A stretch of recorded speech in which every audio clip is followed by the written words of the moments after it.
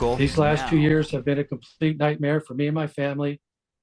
Published reports have labeled me as a dishonest, lying, sneaky, terrible person who committed a heinous crime. Scott Sibella there, a major player in the Las Vegas casino world, losing his gaming license. Thank you for staying with us here at 6:30. I'm Denise Valdez. And I'm Brian Loftus. It's the end of over 30 years in the industry for Sibella, a former top executive at Resorts World and MGM. 8 News Now investigator Kyle Payne joins us now with more. Kyle, this was really a long time coming. Brian, Denise, Scott Sibella is or was casino royalty. But that was undone with the decision he made after allowing an illegal bookmaker to gamble millions of dollars at MGM Grand and pay off debts in cash. Federal prosecutors say that led to a culture of money laundering, a criminal plea deal, and to Sibella now losing his gaming license. In case you don't know, I have lost everything overnight. I have taken a massive hit for every casino worker in Las Vegas. Over 3 decades working in the gaming industry, and Scott Sibella did it all. But it's one thing he didn't do that undid his otherwise stellar career.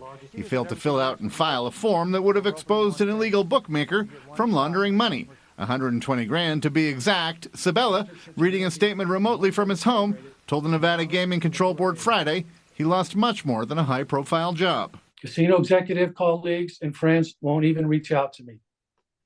I have caused my family to suffer, and I am pained by the knowledge that I have to leave the industry that I love. Now he needs to pay a fine of $10,000 to the commission, far less than the $750,000 fine he faced had he not agreed to certain stipulations, including losing his gaming license, which in effect ends his career.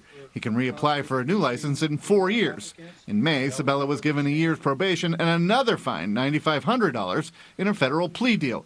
A separate deal cost the MGM Grand and the Cosmopolitan of Las Vegas over $7 million in fines. And at Thursday's meeting, one board member recused herself and 3 other members all voted in favor of the Sibella stipulations and had this to say to Sibella and to other casino executives. C-suite executives and ownership groups of all these companies should take note of the fact that Nevada's adherence actually to Nevada's compliance standards is not negotiable. He stated he was made an example of, and to some degree has paid a very heavy price, and the unfairness of that.